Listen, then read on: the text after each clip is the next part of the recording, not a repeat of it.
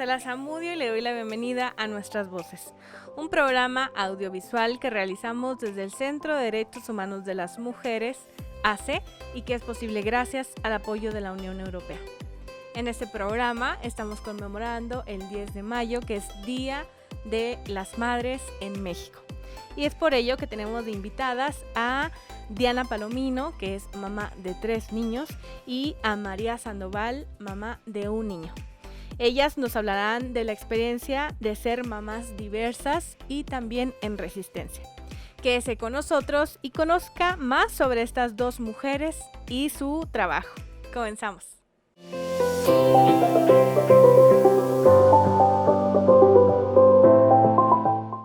Ya iniciamos con las entrevistas del día de hoy y nos acompaña Diana Palomino, que es abogada de profesión, pero el día de hoy viene a hablarnos acerca de su experiencia como mamá. Bienvenida, Diana, ¿cómo estás? Muchas gracias, Marce. Me da mucho gusto tenerte aquí en el programa de Nuestras Voces, y como estamos conmemorando hoy el 10 de mayo, que es Día de las Madres en México, pues quisiéramos preguntarte primero que nada, ¿cuándo supiste que querías ser mamá? Bueno, pues yo creo que desde que me acuerdo quiero ser mamá. Creo que fue como un proyecto o parte del proyecto de vida que tenía desde siempre, y entonces pues lo hice a una edad muy corta, pues no tanto, ¿verdad? Pero sí empecé mi proyecto a los 22 años, entonces desde entonces pues empecé con mi maternidad. ¿Cuántos hijos tienes, Diana? Tengo 3 hijos. Sebastián tiene 9 años, Emma de 4 años y Paula, que acaba de cumplir 2. Muy bien. ¿Y cómo fue tu primer embarazo? Porque creo que el primero sé que cada uno debió haber sido significativo, pero el primero, pues nadie le va a quitar todas las experiencias nuevas. Sí, mira, mi primer embarazo fue sorpresivo. Yo estaba estudiando mi último año de universidad, pero así como sorpresivo también fue pues muy emocionante. Esperábamos a Sebastián con mucho cariño, con mucha ilusión, y yo creo que fue el embarazo emocionalmente más tranquilo, pero físicamente el más agitado, porque estaba en la escuela, corría, tenía 22 años, o sea, entonces la verdad es que físicamente fue muy agitado, pero mucho más tranquilo que mis otros 2 embarazos. Bueno, Sebastián nació con síndrome de Down, que es tu primer hijo. Así. ¿Qué sabías tú cuando nació Sebastián sobre el síndrome de Down? No tenía idea, no sabía nada del síndrome de Down. En alguna ocasión había visto 1 o 2 chicos con síndrome de Down, pero no tenía ni idea de lo que las palabras síndrome de Down significaban, o tener un hijo con síndrome de Down significaba todo lo que iba a traer, todo este mundo, toda esta ola de la discapacidad que, por supuesto, yo desconocía hasta entonces. Recuerdo que los 15 días primeros de nacido de Sebastián empezamos a buscar terapias, empezamos a buscar información, y bueno, las palabras síndrome de Down me causaban mucho estrés. Me acuerdo que era una incertidumbre tremenda. Y poco a poco, conforme pasó el tiempo, pude y tuve la oportunidad de cambiar esa incertidumbre con trabajo, con información, con constancia con él. Entonces, fue cambiando mi panorama, pero yo creo que no fue hasta que Sebastián tenía 1 año de edad que nuestra mente se expandió, porque tuvimos la oportunidad de ir a un congreso en Monterrey. Se hace cada 2 años este congreso allá, y tuvimos la oportunidad de conocer especialistas, muchísima gente de aquí de México y de todo el mundo. O sea, vinieron personas de Chile, vinieron personas de España sobre todo, y jóvenes, adultos con síndrome de Down dando conferencias. Eso para nosotros fue impactante, porque dijimos, bueno, si ellos pueden, Sebastián también. O sea, el límite es el cielo. De ahora en adelante, el límite es el cielo con él. Okay. Y que tumbó muchos de los mitos y prejuicios que ustedes tenían en ese entonces. Así es. Mira, recuerdo que cuando salí del hospital con Sebastián, hasta donde no llegaba nuestra ignorancia acerca del tema del síndrome de Down, que salió, me acuerdo que mi esposo traía el portabebé y nos volteamos a ver, y le dije, tenemos un niño que va a ser bebé para siempre, o sea, va a ser un niño por siempre. Y me dijo, sí, así es, va a estar con nosotros toda la vida, así es. Entonces, recordarlo casi 10 años después, pienso, wow, o sea, lo que la información hace, o sea, la información te empodera para decir, es un mito completamente, o sea, podemos ir mucho más allá y todo depende más que de la genética de lo que traiga, que sí es pues es algo muy poderoso. Más poderoso todavía es el entorno en el que vives y en el que involucras a tu hijo y a sus hermanos. Claro. Diana, a 10 años ya de vivir aprendiendo acerca del síndrome de Down, ¿qué nos puedes decir qué es el síndrome de Down y cómo ha impactado su vida hasta ahora? Bueno, el síndrome de Down es una condición de vida. Muchas personas, incluso algunos médicos, dicen que el síndrome de Down es una enfermedad. No se me olvida que hace algunos años un genetista, Marce, me dijo, bueno, su hijo está enfermo de síndrome de Down. Bueno, casi me quise ir para atrás. Dije, bueno, pero no está enfermo el niño. No, sí está enfermo. Entonces le pregunté, bueno, está enfermo, las enfermedades se curan. ¿Me va a dar la cura del síndrome de Down? Y se quedó muy serio. Y no, como que no le pareció que una simple mamá viniera a cuestionarle al que es un genetista. Entonces, bueno, pero nunca se me olvidó que hay médicos incluso que dicen y afirman que es una enfermedad y no es una enfermedad, es una condición de vida. No es algo que se sufre, no es algo que se padece, es algo que se vive, que se siente.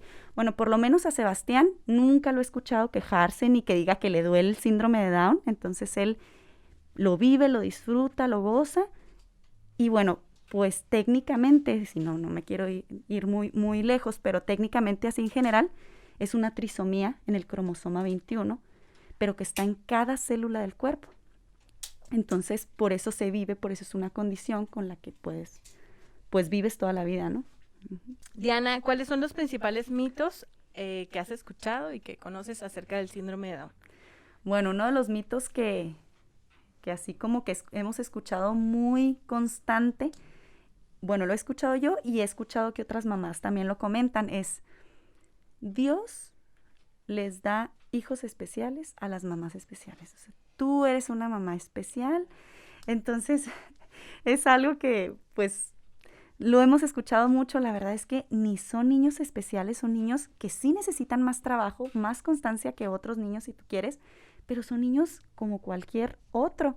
Y nosotras como mamás, pues, más comunes y corrientes que qué. O sea, no nos vamos a ir al cielo con todo y zapatos, ni mucho menos. O sea, somos una mamá que tuvo un niño con síndrome de Down, que tuvo un niño con alguna discapacidad, simplemente nos sacamos la lotería genética y pues a seguirle, ¿no?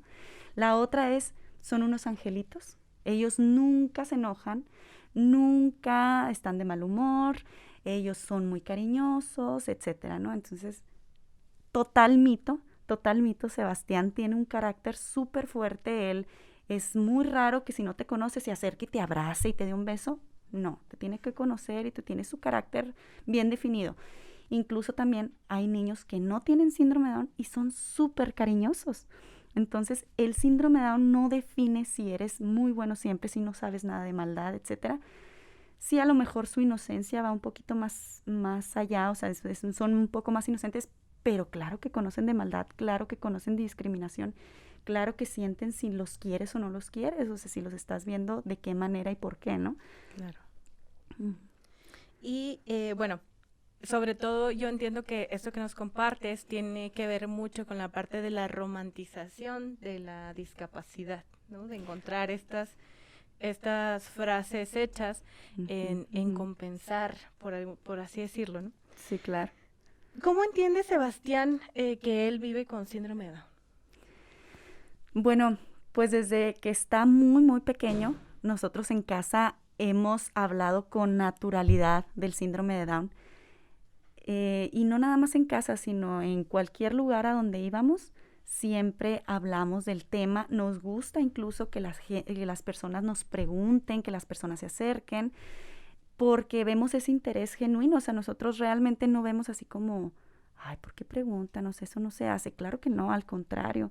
Nosotros como papás sentimos esa responsabilidad de llevar más información y si nos preguntan, pues nos abren todavía la oportunidad para hacerlo, ¿no? Para hacerlo más directamente. Entonces está padrísimo hacer eso, poder hacerlo.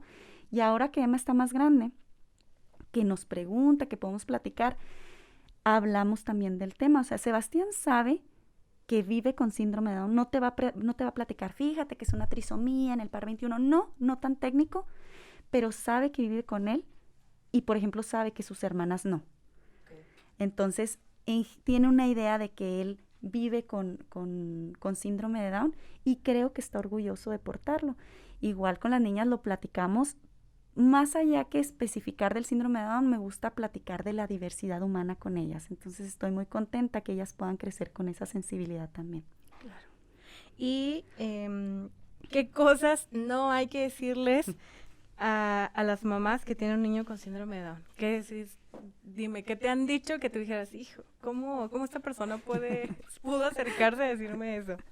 Ok, pues yo creo que de unas de las más comunes es, ay, tu hijo que nació malito, tu hijo que está enfermito. Dices tú, no, o sea, mi hijo no está enfermito, no está resfriado. Bueno, sí está resfriadito y bueno, está enfermito en ese momento, pero en general el síndrome de Down pues no está enfermito, no está malito, no, eso no, por favor, no lo hagan. Una de las cosas también que creo que no se le debe decir a las mamás es, déjalos que hagan lo que les dé la gana. Total, ellos son así. Híjole, eso yo creo que es un error así muy, muy grande hacer eso, porque muchas de las mamás que apenas empiezan en el camino, que no están todavía informadas de qué hacer y qué no hacer, pues se quedan con esa idea, o sea, o pueden llegar a quedarse con esa idea de, total, ellos son así, o sea, ¿para qué poner ciertas reglas? Nunca se me olvida que un día estando en espera de una terapia para Sebastián, llegó una mamá ya un poco más grande que yo, con un muchacho, ya un joven que tendría unos 14, 15 años, y yo estaba sentada esperando a Sebastián adentro en su terapia, y llegó el muchacho y me vio, y se me acercó como que quería saludarme, jugar conmigo, no sé, pero se me acercó mucho, entonces yo me hice para atrás. Y llegó un punto en el que el muchacho se acercó aquí. Entonces ya estaba aquí en mi espacio personal y me sentí incómoda. Entonces lo retiré y le dije, aquí, en este punto no, hazte por favor para allá, respeta mi espacio. Y la señora se me quedó viendo como en ojos de, pues, qué grosera. Y me dijo, no te preocupes, es que ellos son así. Y entonces Sebastián tendría unos 2 años. No, pues no, ahorita estoy lejos de ser experta. A los 2 años de Sebastián menos, pero recuerdo que le dije, no, si nosotros dejamos que sean así, ellos van a seguir siendo así. Todos tenemos límites en este mundo. Todos tenemos que respetar el espacio de las otras personas. No me contestó y yo creo que no quería, sí, no quería ni voltear a verme ya. Sí. Pero sí recuerdo eso, así que pues no, o sea, todos tenemos que tener un punto en donde dices tú, ya, hasta ahí llegué, tengas o no tengas discapacidad. O sea, el respeto a las demás personas. Diana, ¿has vivido algún tipo de discriminación? Fíjate que desde que Sebastián estaba muy chiquito, recuerdo los primeros años de Sebastián, no tengo como algún registro de algo de algún suceso que me haya sentido discriminada. Llevaba a Sebastián al súper, lo llevaba a la tienda, cualquier tienda donde iba, y cuando se le quedaban viendo mucho, que yo observaba que alguien o que se le acercaba y le hacía un cariño a Sebastián, yo decía, es que está tan hermoso, Marci. Físicamente se me hacía un sol ese niño, que decía, es imposible que este niño pase desapercibido, o sea, claro que lo voltean a ver porque es hermoso. Hasta la fecha sigo pensando lo mismo, pero cuando hace 2, 3 años que pasó de kinder a primaria, sí sentimos ese látigo de la discriminación, porque fui a algunas escuelas, tocamos la puerta de algunas escuelas, y sin conocer a Sebastián, nada más al momento de mencionar que el niño tenía síndrome de Down, se cerraba la puerta.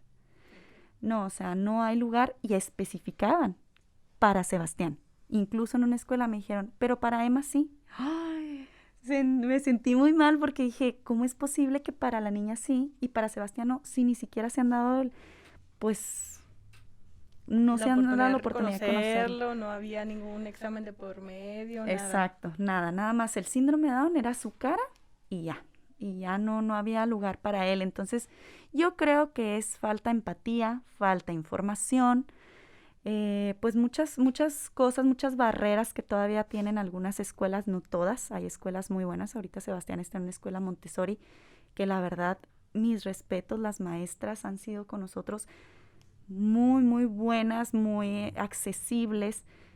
Cuando llegamos sin conocer, de la misma manera, sin conocer a Sebastián, sabiendo que tenía síndrome de Down, lo aceptaron. Las puertas de esta escuela están abiertas para Sebastián sin conocerlo. Cuando lo conocieron, se enamoraron de él. También las mamás de los otros niños. Es el único niño con síndrome de Down en toda la escuela. Entonces las mamás encantadas con el niño y yo feliz de ver la aceptación que ha tenido Sebastián en esta nueva escuela. Muy padre. Bueno, nos estás contando una historia que terminó en final feliz. Sí, Ojalá verdad, que sí. todas las historias que viven, que pasan por discriminación fueran así, ¿no? Que encuentren lugares. Ojalá, la verdad es que nos falta mucho trabajo en las escuelas principalmente porque es la primer interacción social que tienen los niños hacia un camino, hacia una independencia. Primero pasan por la escuela y después van hacia los trabajos. Entonces, entre más los dejemos convivir, entre más dejemos a nuestros hijos regulares convivir con niños con ciertas discapacidades o con todo tipo de discapacidades, más valor van a tener cuando sean adultos. ¿Por qué? Más valor en general, porque ellos van a ser conscientes de todo lo que puede hacer una persona con discapacidad. O sea, ahorita si tú llegas a un trabajo nuevo y ves que está trabajando una persona con síndrome de Down o con autismo, no sabes del tema, porque en tu escuela jamás estuviste con un niño que tuviera algún tipo de discapacidad, entonces no los conoces. Si desde ahorita empezamos a darle más auge a la inclusión verdadera, en un futuro todas las personas vamos a tener esa sensibilidad y esa información que nos va a empoderar para decir, es capaz, puede hacerlo, es mi compañero como cualquier otro compañero de trabajo, ¿no? Esa es la idea. Y bueno, ¿cómo ha sido ser mamá y de 3 y luego estudiar al mismo tiempo, Diana? Desde que nació Sebastián yo estaba en mi último año de universidad, entonces me acuerdo que mi primer año de maternidad fue entre libros y entre terapias para Sebastián. Entonces fue un año muy interesante y de ahí en fuera he estado también preparándome más que en el área de Derecho, porque tengo la licenciatura en Derecho. Más que en el área de Derecho me he estado pues informando o estudiando acerca de la discapacidad, del lenguaje y la comunicación, de todas estas áreas que me han interesado muchísimo, que ahorita se podría decir que es mi pasión completamente todo eso.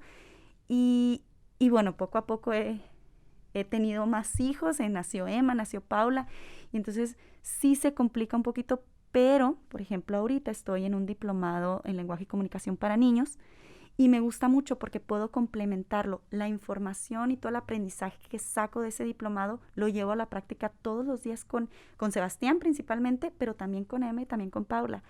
Entonces me motiva mucho a seguir porque me hago el tiempo para en las noches o en las mañanas, cuando se puede, cuando ya tengo un poquito de tiempo para mí, es cuando le dedico un poco de tiempo también al diplomado y puedo, te digo, mezclarlo. Entonces se me hace muy padre poder hacer eso. No sé si nos pudieras comentar un poco más acerca de estos diplomados y cursos y talleres que has tenido que tomar y que te han interesado, por supuesto, para tener más herramientas para compartirlas con Sebastián en el tema del síndrome de Down.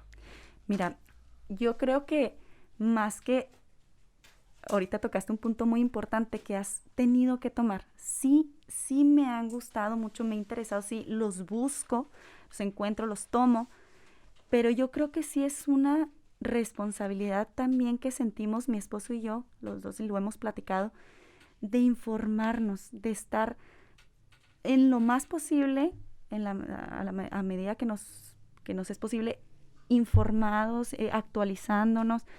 ¿Por qué? Porque pues por Sebastián y para seguir en el camino dándole pues lo mejor que podemos a nuestras circunstancias y a nuestras posibilidades, ¿no? Te decía al principio que cada 2 años íbamos a un congreso, ya a partir de que nació Emma, ya no hemos podido ir y ahora con la pandemia pues fue en línea, que eso se nos hizo muy padre porque pues ya pudimos estar desde casa viendo todas las conferencias que se hacen en el congreso, pero eso nos ayudó mucho, nos abrió un panorama muy grande, se los recomiendo ampliamente, en Monterrey es muy famoso ese congreso. Pero también he tomado cursos de lenguaje, de lenguaje comunicación, también de terapia física. Más que nada en el lenguaje, porque es algo que está pues evidentemente afectado en las personas con síndrome de Down. Entonces me he involucrado un poquito más en eso, porque físicamente pues están las terapeutas que nos han ayudado muchísimo a rehabilitar a Sebastián. Creo que todavía tenemos mucho camino que recorrer con él, pero sí hemos avanzado mucho en esto. O sea, te digo, prácticamente me he enfocado en rehabilitación del lenguaje y comunicación, porque al inicio decía, es que con que hable, con que diga palabras, con que diga papá, pero vas avanzando y te das cuenta que no es que no es nada más que diga papá, que diga mamá, que diga las palabras bien, adecuadas, sino que se comunique. La comunicación es básica, entonces los tableros de comunicación, si tu hijo no tiene absolutamente ninguna palabra, si todavía no puede pronunciar papá, mamá, agua, un tablero de comunicación te salva la vida. Y sale toda bueno, es que los niños que no pueden tener lenguaje, pero tienen mucho que decir, se frustran. Entonces el lenguaje de comunicación por medio de tarjetas, por medio de señas, sacan mucho esa frustración. Entonces te salvan la vida a ti, salvan la vida de tu hijo, y la comunicación en casa fluye. Y entonces eso se puede compartir en las escuelas, y a diferencia de que muchas personas piensan, si empiezas con señas y tableros de comunicación, tu lenguaje se va a cortar. No, al contrario. Todas estas herramientas van de la mano con el lenguaje expresivo. Entonces son muchas cosas que no sabemos, que tenemos miedo de usar estas herramientas que tenemos a la mano. Por eso, después no va a hablar mi hijo. Y entonces estamos llenando de frustración al niño teniendo estas herramientas que puedes sacarlas, ¿no? Entonces son muchas cosas que a partir de eso del lenguaje como que conllevan o engloban a un desarrollo completo del niño. Que es lo principal, ¿no? Que es comunicarnos. Así es. Y ¿qué es lo más difícil de ser mamá en general, Diana? Bueno, pues yo creo que lo más difícil de ser mamá es la responsabilidad que conlleva cada uno de tus hijos. O sea, el estar pensando que gracias a ti pueden o no pueden hacer ciertas cosas. Digo, es en general, con un niño con síndrome de Down o con un niño con alguna discapacidad, un poco más complicado, es un poco más pesado, ¿no? Entonces hay que trabajar mucho en esto de la responsabilidad. Pero ahora que tengo a Emma y a Paula, que no tienen síndrome de Down, me doy cuenta que en general tener un hijo conlleva muchísimas cosas, muchísimo trabajo. Yo creo que es eso, lo más difícil, la responsabilidad que conlleva tenerlos. ¿Y la contraparte, qué es lo más bonito de ser mamá? Yo creo que lo más bonito de ser mamá es trascender en ellos, y no tanto por la sangre, de que son mis hijos, yo los tuve, porque hay mamás que no tuvieron a sus hijos en su vientre, pero son suyos. O sea, trasciendes por ellos, pero porque tienes la oportunidad de dejarles un legado. Entonces es la manera de trascender por medio de ellos. Y a mí me encanta decir que los abrazos que los niños te dan, te transmiten vida. O sea, a mí me encanta. Yo tuve la oportunidad de trabajar en una escuela Montessori con niños pequeños, en un kinder, y le decía a mi esposo, no hay nada como llegar en la mañana y que los niños te abracen. O sea, te transmiten vida, te transmiten esa vida que ellos tienen por medio de los abrazos. Entonces, el tener ahora soy maestra de Sebastián, Emma y Paula en casa todos los días. Y aunque no sea maestra de ellos, pues ellos viven conmigo y esos abrazos de verdad son lo mejor. ¿Cómo ha cambiado la dinámica, por ejemplo, ahora que tienen que tomar todas sus clases y terapias en línea? Por ejemplo, platícanos cuántas terapias necesita tomar Sebastián y cómo ha sido, pues, adaptarse a la virtualidad. Sí, mira, yo creo que sí nos ha cambiado la vida a todas las mamás trabajadoras fuera de casa y trabajadoras dentro de casa. O sea, ha sido algo que difícil de adaptar, pero creo que vamos en el camino a hacerlo. Las terapias de Sebastián en línea han sido complicadas. ¿Por qué? Porque él estaba acostumbrado a estar frente a frente uno a uno a su terapeuta. Entonces el acoplarse, el adaptarse a una pantalla, a estar escuchando las indicaciones y esto, entonces las hago, no las hago, me está viendo, me va a decir, no me va a decir. Entonces ha sido complicado, pero ha podido hacerlo, ha podido lograrlo. Necesita pues sus terapias de lenguaje. Esas ha estado siempre ahí en línea las terapias. Ahora pues nosotros las toma en Chihuahua y nosotros estamos en Delicias, entonces ha sido una herramienta buena también para nosotros poder acoplarnos a esa modalidad. La escuela con Sebastián, las maestras me han apoyado mucho porque los niños se conectan desde las 8 de la mañana a la 1 de la tarde. La verdad es que personalmente creo que un niño regular completamente estar tantas horas frente a una pantalla es la locura, Marcia. Sí, uno de adulto.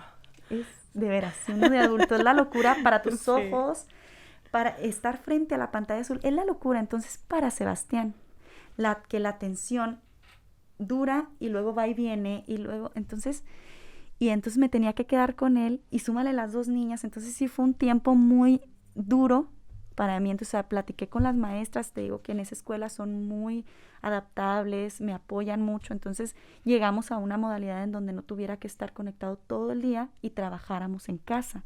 Eso me ha funcionado mucho, trabajar bajo los tiempos que tenemos nosotros, y obviamente toma sus clases y tiene una clase personalizada con las maestras. Mientras los niños toman inglés, Sebastián no toma inglés, pero toma una clase personalizada todos los días con alguna de sus maestras. Y entonces eso nos ha ayudado a avanzar muchísimo más que si estuviera conectado toda la mañana junto con sus otros maestros, pues nada más, junto con sus otros compañeros, nada más viendo a ver qué cacha y todo. Entonces ya más personalizado podemos ajustarlo para que él avance mucho más. Y entonces ya me adapto yo también con los horarios de Emma, estoy con Sebastián al mismo tiempo y vamos avanzando a un buen ritmo, pienso yo. Y ya en las tardes hacemos sus actividades. Me gusta mucho ahora que estamos en pandemia, que no los puedo llevar a natación, que no los puedo hacer actividades con ellos. Ellos creen que están jugando, pero también están aprendiendo al mismo tiempo. Y entonces me doy a la tarea de hacer eso y de estar en las terapias con Sebastián al pendiente por si algo se ofrece. Y bueno, vamos llevando día a día la rutina. Organizándonos siempre. Y Diana, ¿cuál sería el consejo que les darías a las mamás de niñas o niños que viven con algún tipo de discapacidad? Bueno, pues yo creo que les diría que vean a su niño y a su niña antes de ver la discapacidad, que los disfruten, que los vivan, porque muchas veces se nos va el tiempo, se nos van los años en el miedo, en ese frasco de miedo en donde no sabes qué nos espera, en donde las expectativas, en donde el futuro, y se te van los años de infancia más cuando están más chiquitos y no los disfrutaste.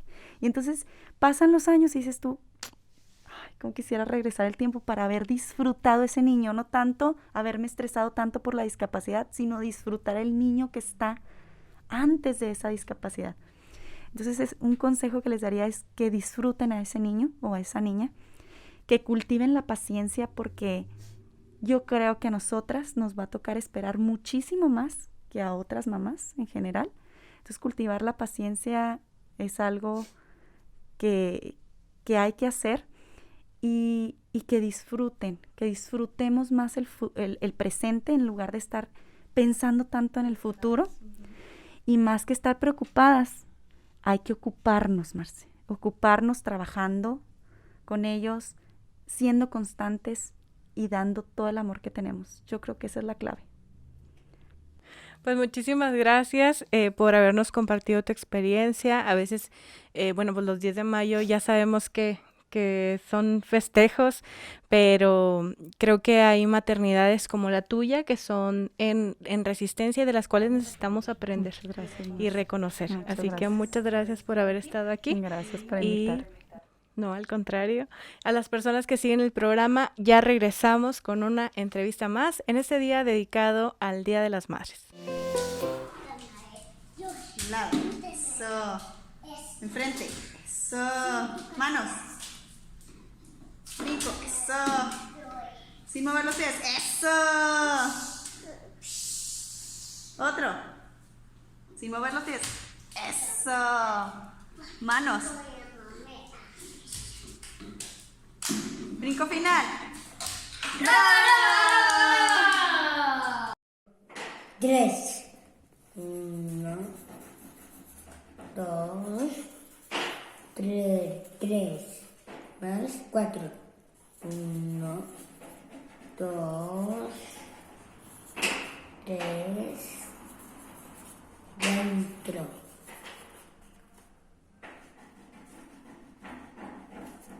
1, 2, 3, 4, 5, 6, 7.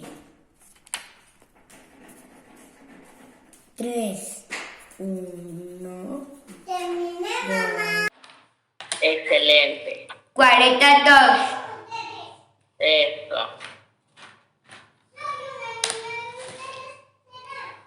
43. Muy bien.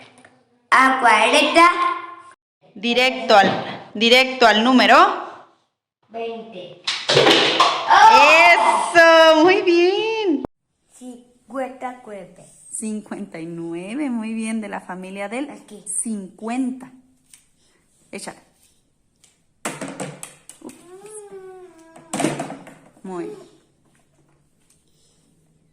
53. 3, muy bien, de la familia del 50. 50. Día de las Madres.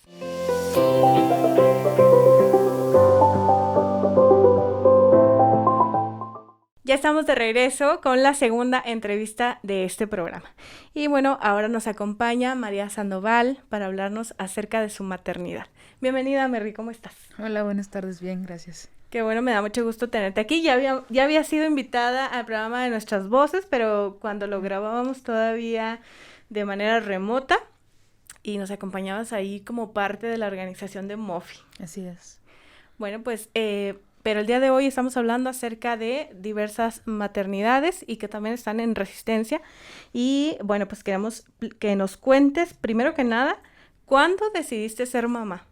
¿Cuándo decidí ser mamá?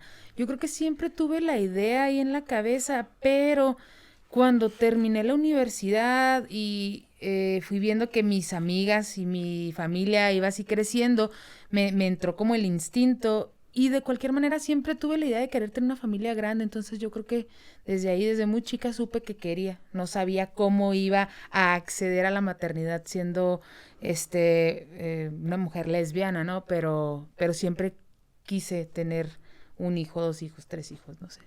Un gran tema, ¿no? Sobre todo la orientación sexual, porque cuando ven a mujeres lesbianas creen que, o sea, la primera incógnita de muchos padres es, no vas a ser mamá, ¿no? O esta tristeza de, ay, no voy a tener nietos, por ejemplo. Sí. Mary, ¿cómo elegiste la inseminación? Que en tu caso fue este proceso que seguiste para el embarazo.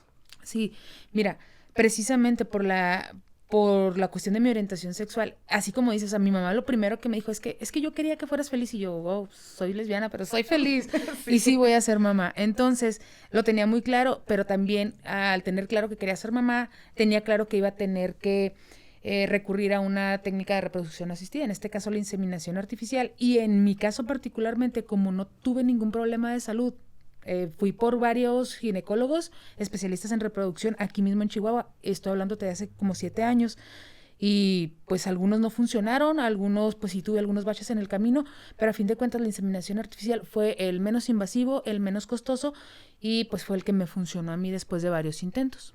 ¿Nos pudieras compartir cómo fue tu proceso previo y durante el embarazo hasta que diste a luz? Ok, desde que tomé la decisión de ser mamá, empecé a buscar información. Estamos hablando de hace aproximadamente 10 años.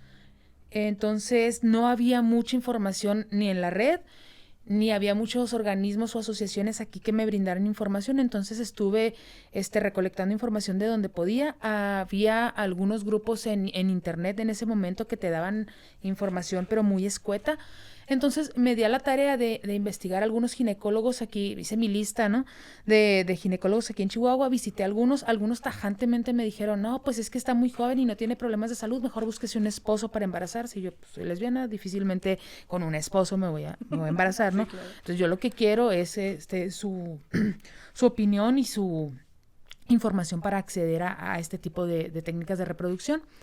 Entonces así me fue pasando hasta que llegué yo estaba estudiando una maestría y en la maestría en antropología social había una compañera que era enfermera y ella me dijo, acaba de llegar un médico de Guadalajara que acaba de hacer su especialidad en técnicas de reproducción asistida. Entonces así contacté yo al doctor que me dio la información, me dio la guía y finalmente fue con quien pude hacer los tratamientos sin ningún tipo de cuestionamiento, no tenía prejuicios, fue muy accesible, tanto en costo como en información, muy amigable, muy empático, es el doctor Salcido.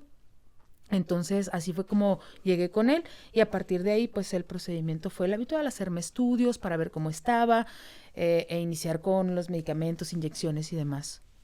¿Cómo viviste tu embarazo, Merry?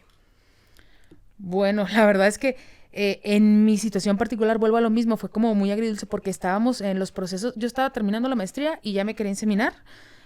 Mi mamá estaba enferma, entonces falleció de cáncer en ese periodo, o sea, fue un periodo de 1 mes, 2 meses, donde se dio todo, terminar la maestría, inseminarme y que falleciera mamá. Entonces, al principio ni siquiera estaba enterada, yo creí que era parte del duelo, algunos cambios hormonales que tenía, y pues no, nada que no, en ese momento ya descubrí que estaba embarazada.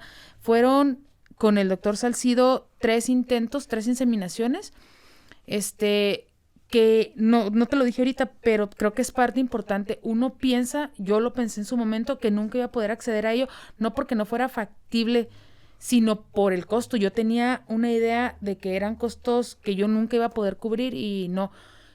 Y creo que también es algo de lo que muchas, sobre todo chavas de la comunidad LGBT, se limitan un poco porque creen que no van a poder hacerlo nunca. Algunas personas se han acercado conmigo, amigas y demás, me han dicho, o sea, es que nunca lo voy a poder juntar, y yo, pues que no es tan inaccesible como lo pensamos realmente. Entonces, para mí primero fue quitarme el miedo de que, ¿qué tal que no resulta? Después, ¿qué tal si no junto el dinero? Y luego, o sea, ¿cómo le voy a hacer porque una mamá lesbiana soltera? Entonces, pues te quitas muchos tabús, le vas perdiendo el miedo y pues ahí le vas entrando, ¿no? Claro, y sobre todo que tenemos esta idea de que de que no siempre es al primer intento, ¿no? Por ejemplo, en tu experiencia que fueron 3 intentos, ¿cuánto tenías que estar pagando, por ejemplo, por cada vez que intentabas? Ok, estos 3 intentos fueron la última ocasión. Antes había acudido con otro médico también aquí en Chihuahua, que sí fue muy costoso, muy desgastante y muy doloroso. Esa primera vez fueron 3 intentos también. Esa vez sí invertí alrededor de 30 y quíbole. Y ninguno resultó, y aparte el trato con el médico no era tan cordial. En este segundo intento con el doctor Oscar Salcido, fue muy económico, realmente, si logro acordarme bien, estoy hablando de hace 5 o 6 años, y fueron aproximadamente 5,000, 6,000 pesos por cada intento que hice, y pues, básicamente. Merry, ¿cómo es la elección de espermas cuando vas a buscar inseminarte? Te dan la opción de, si no tienes una pareja, si tienes algún donador conocido, algún amigo, etcétera, puedes llevarlo, le hacen una capacitación, le llaman, y bueno, primero ven que sea viable y te cobran la capacitación. Es un costo para mí no tan elevado, son 600, 700, 800 pesos, y pues ya no tienes que pagar la muestra, ¿no? En caso de que no tengas ningún donador, te las venden en las mismas clínicas. Hay algunas páginas en internet que te dan catálogos y pueden mandarte hasta muestras extranjeras. La verdad es que yo no tuve que recurrir a eso. Yo fui en una clínica local que se llama Gestare, no sé si todavía está operando o no, Pero ahí fue, entonces yo tenía un donador en ese momento, al último momento, como pasa, me dijo que no podía y el doctor también me ayudó a conseguir la muestra inmediatamente, entonces también fue muy, o sea, como que fue muy random la manera en la que se dio. O sea, yo lo tenía planeado de una manera, no sucedió de esa manera y al final resultó mucho mejor, creo. Bueno, ya nos contaste poco acerca de que fuiste con varios médicos. ¿Sentiste en algún momento que viviste algún tipo de discriminación? Claro, algunas personas ni siquiera me quisieron atender, que por mi edad en ese momento, la primera vez que lo intenté tenía a lo mejor 25, 26 años, me dijeron, es que usted es muy joven, todavía se puede embarazar de manera natural, y yo, repito, soy lesbiana, no tengo pareja y no pienso tener pareja hombre, entonces de manera natural no es algo viable para mí. Y en todo caso, lo primero que quiero saber es si no tengo ningún problema médico o físico para poder embarazarme. Entonces, eso fue lo primero, ¿no? Con 2 personas yo creo que fueron los que me dijo eso. El tercero sí fue el más radical, que me dijo, búsquese un esposo y embarácese de manera natural. Y estamos hablando de médicos que uno pensaría que en la práctica privada no se da tanto, ¿no? Porque cobran y cobran bastante bien. Entonces me acuerdo que fue un médico en el hospital El Ángeles, no recuerdo el nombre, pero era un ginecólogo ya un poco mayor, pero sí fue muy tajante. No, yo no lo voy a atender porque usted está joven, no tiene problemas de salud, por favor consígase un esposo y embarácese de manera natural. Claro, que no le hubiera pasado a una mujer que fuera con su esposo Efectivamente. a solicitar el mismo. Realmente me negó Ujú. el acceso a un servicio y repito, o sea, ya ni siquiera estamos hablando de una seguridad pública, salud pública, pues era un servicio privado. Así es. Y bueno, ¿cuánto cuesta llevar un embarazo de este tipo teniendo en cuenta que, bueno, un parto regular de por sí ya es costoso, Así ¿no? Entonces, si ya nos hablaste un poquito de cosas y todo, si pudieras resumir cuánto fue la inversión en total, ¿cuánto sería? Teniendo en cuenta nada más los últimos 3 intentos, yo creo que fue alrededor, ya con la cuestión hospitalaria del parto y demás, ok, tal vez 45,000 a 50,000 pesos, pero hablamos desde las consultas médicas, los medicamentos, las capacitaciones o las muestras, que en este caso sí tuve que pagar, la hospitalización iba a ser parto natural, pero por otras cuestiones tuvo que ser cesárea, entonces sí, 45 a 50,000 pesos. Ok. ¿Y cuáles han sido las principales frases que te han dicho por ser mamá soltera y aparte haber vivido inseminación? La principal pregunta sobre todo es, ¿quién es el papá? Y yo, es que no hay papá. ¿Cómo que no hay papá? Tiene que haber un papá. Y yo, no hay papá, hay un donador. Efectivamente, hay un donador, ¿no? Claro. Entonces, esa ha sido una. Y lo, ¿qué le vas a decir cuando crees que yo? ¿Qué le voy a decir de qué? Y lo, ¿cómo le vas a explicar que tiene una mamá lesbiana? Entonces, ahí, ha sido una pregunta muy recurrente, pero también me ha servido mucho.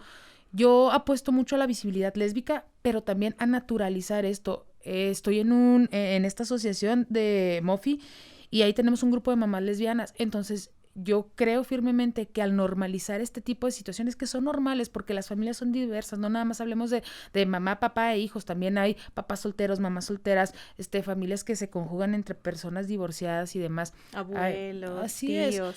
Unifamiliares incluso, parejas del mismo sexo o heterosexuales que no quieren tener hijos. Creo firmemente que al normalizar este tipo de situaciones que son normales, porque las familias son diversas, no nada más hablemos de mamá, papá e hijos, también hay papás solteros, mamás solteras, familias que se conjugan entre personas divorciadas y demás. Abuelos, así tíos. Unifamiliares incluso, parejas del mismo sexo o heterosexuales que no quieren tener hijos. Entonces, hay un mundo de familias. Entonces, yo creo que es una pregunta o una frase que me han dicho mucho, ¿cómo le vas a explicar? Y yo, pues es que yo no le tengo que explicar a mi hijo, más bien es al resto de las personas a las que se les tiene que ir explicando que existimos, que estamos bien y que hacemos lo mismo. Voy al súper, lo llevo al pediatra, voy a los festivales de la escuela, le gusta la natación, le gustan los superhéroes. Claro. Básicamente. Que hay que ir educando, ¿no? En el camino, Claro. Merly. ¿Qué es lo más difícil de ser mamá? Pues realmente, a mí, por ejemplo, con mi expareja, cuando íbamos en la calle y nos volteaban a ver o cosas así, es de... Y Nico me lo ve de manera como muy natural, es como, es mi mamá, y a mi pareja la mencionaba por su nombre, no como otra mamá, que es algo que son acuerdos a los que se llegan, ¿no? Entonces, yo creo que para mí, para Nicolás, pues no lo sé, ¿no? Pero para mí es, o sea, que siento esas miradas o esos juicios de otras personas. En la escuela yo me llevé una gran sorpresa porque me dijeron, no tenemos otra familia así. porque en ese momento lo presenté con mi ex. Entonces me dijeron, no tenemos, y discúlpenos, no tenemos un formato, le voy a dar nomás le corregimos y demás. No sé si lo hicieron por nosotros o no, pero por ejemplo no hacen día del papá y de la mamá, hacen día de la familia. Entonces yo creo que eso me está llevando a ver que a lo mejor a veces más el miedo de nosotros. Claro que hay cosas en la sociedad que todavía son muy evidentes, hay mucho rezago, hay mucho prejuicio, pero a veces no es tanto como el que creemos, a veces está un poquito más el miedo de nosotros y no es un miedo infundado, es un miedo de todo lo que hemos visto, ¿no? Pero creo que va por ahí. Y bueno, Nico ha recibido algún tipo de ataque por parte de sus compañeros, porque bueno, es de los pioneros o es de los, aquí en la ciudad de Chihuahua, es de los primeros niños que va a enfrentar decir, tengo una mamá que es lesbiana, por ejemplo, o sí, decir, mamá soltera no, porque hay muchas mamás solteras, ¿no? Pero en este tema de la orientación sexual, ¿ya ha recibido él algún tipo de ataque, Merry? No, él no. Lo que sí es que le preguntan, ¿dónde está tu mamá? Pues es mi mamá, ¿dónde está tu papá? Y luego, no tengo papá. Okay. Pero como que lo ven más como un hijo de una madre soltera. No ha llegado el punto en el que él diga, es que tengo 2 mamás. Entonces, probablemente ahí yo siento que sí va a haber algún tipo de señalamiento. A mí es cuando sí me han dicho, y es que le falta una figura paterna, y yo, es que no le falta ninguna figura paterna, es que le falta jugar un poquito más rudo, y yo, pues juega muy rudo, créeme. Entonces, pues no, ahí van más las cuestiones de los roles de género y demás. Otra cuestión es que yo, por ejemplo, Nicolás, desde la primer marcha a la que pudimos ir juntos, yo lo llevo a la marcha del colectivo gay, lo llevo a las marchas del 8 de marzo, muchos me dicen, es que lo quieres meter a fuerza, y no, simplemente quiero naturalizar algo y quiero que él desde pequeño tenga como un criterio propio y que vaya viendo qué es lo que hay, en qué entorno vive y que pues que él vaya tomando y formando sus propias decisiones, ¿no? Claro. Y bueno, la contraparte, ¿qué es lo que más te gusta de ser mamá? Ay, es que Nico está igual de loco que yo y aprendo mucho realmente, o sea, de repente... Hace poco lo estaba escuchando cantar una canción de Tattoo, la de All the Things She Said, o sea, sí. Yo... Entonces, o sea, como que somos así, nos gusta mucho estar al aire libre, pasar tiempo con él me encanta y aprendo mucho y me acuerdo mucho de cosas que me decía mi mamá, me decía, cuando tengas un hijo, y yo, entonces sí voy a tener un hijo, va a ser igual que tú, y sí, haz de cuenta, es un clon mío pequeño, entonces me reta muchísimo, y eso creo que es la parte que más me gusta, y sentirme acompañada, y sentir que estoy, pues, creo, formando una persona que va a tener un criterio amplio y que, pues no sé, yo siento que estamos enseñando a las generaciones pequeñas a vivir en un mundo inclusivo. Y a que defienda, ¿no? Claro. También estás creando un defensor. Sí, por ejemplo, en su escuela precisamente, o sea, una vez me tocó en uno de los festivales de la familia, la mamá no pudo ir, son padres divorciados, entonces la que fue la abuela y me estaba preguntando, ¿y cuál es su niño? Y yo, no, pues ese que está bailando. Ay, qué bonito. Y el papá, le digo, no hay papá. Es madre soltera. Y le digo, no, es que soy lesbiana. Y lo, es que tiene otra esposa.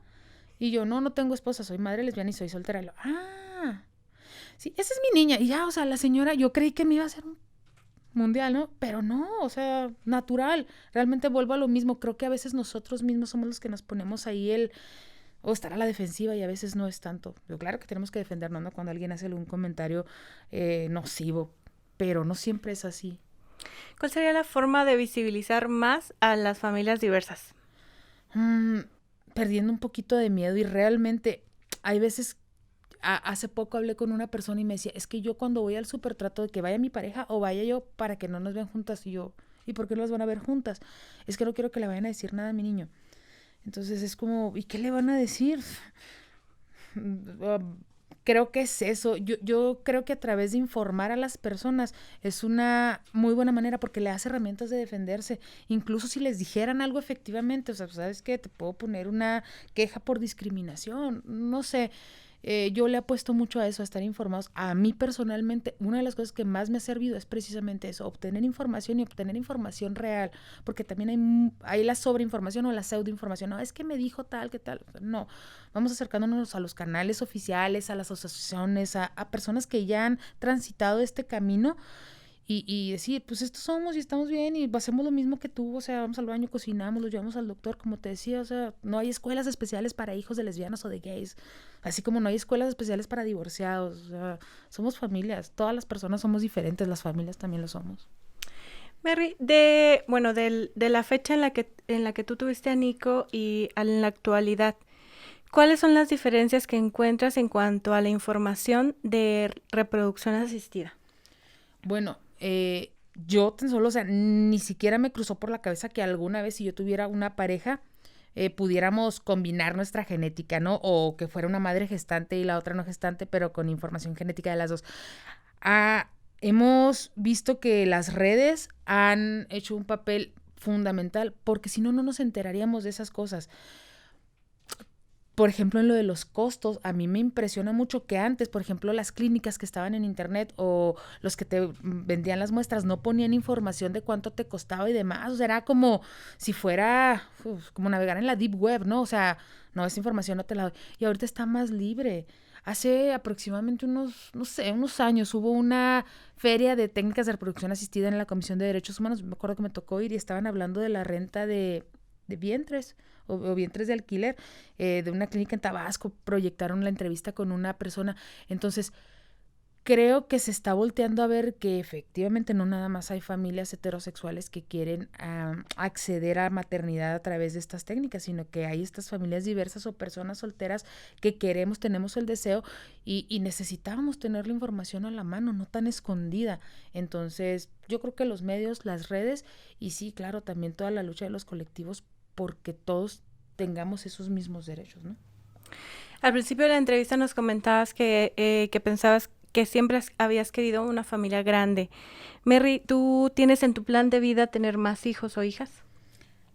Ahorita no, porque también con o sea, sí, yo quería tener una familia grande. Sin embargo, ya cuando tienes al niño o a la niña y vas viendo que el costo del kinder, que el costo de la guardería, que el costo de los pediatras, que el costo de la vida, o sea, es nada comparado. O sea, la inseminación no es nada comparada con el criarlos realmente.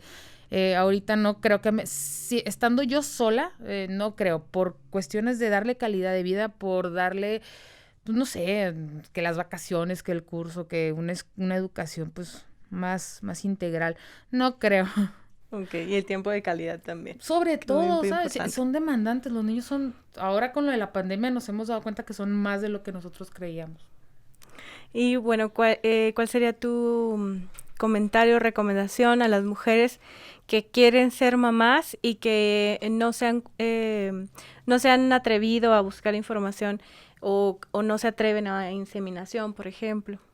Pues lo primero es, suelten un día o 2 días el miedo y en ese día o 2 días infórmense lo más que puedan de fuentes confiables, sobre todo.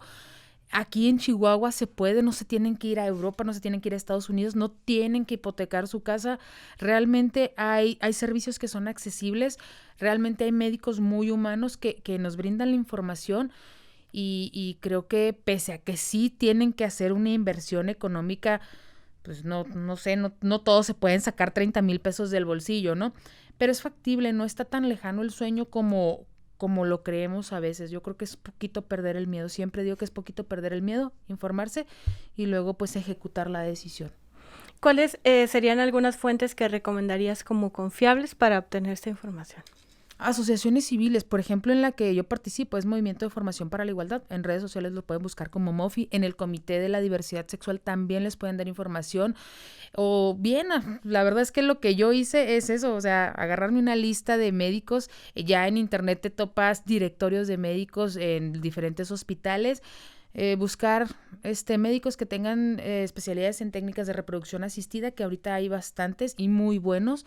Entonces, pues es lo que yo haría. O sea, en internet te buscas toda la información, pero también puedes acercarte a asociaciones que si a lo mejor no tienen ellos la información, van a saber con quién dirigirte y te van a dar una información precisa o te van a dar algún acompañamiento.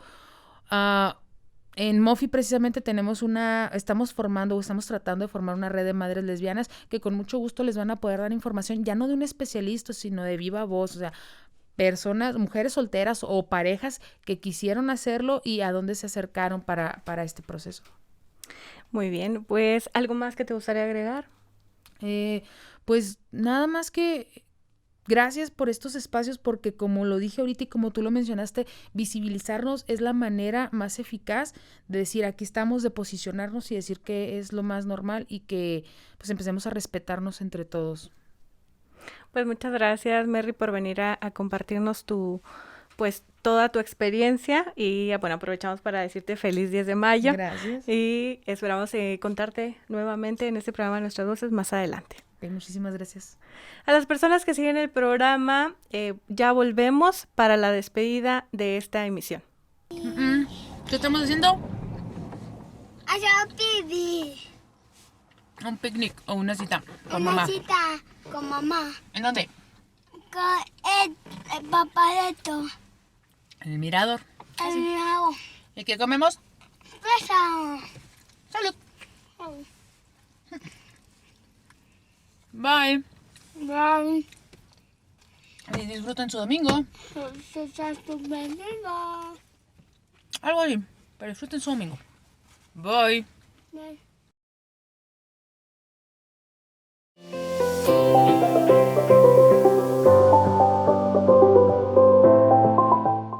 Agradecemos a Diana Palomino y a María Sandoval, quienes nos acompañaron en este programa y nos contaron sobre su experiencia de ser mamás. Además, le damos las gracias al equipo de Trompeta Films por la realización de esta emisión. No se pierda el siguiente programa de Nuestras Voces, en donde abordaremos temas en este mismo sentido, hablando acerca de las maternidades en resistencia. Siga nuestro programa a través de las redes sociales del CEDEM. Encuéntranos en Facebook como Centro de Derechos Humanos de las Mujeres, en Instagram y en Twitter como @CEDEM, en YouTube como CEDEM Chihuahua y en Spotify como Nuestras Voces CEDEM Chihuahua. Nuestras Voces es posible gracias al apoyo de la Unión Europea. Mi nombre es Marcela Zamudio, gracias por acompañarnos, hasta la próxima.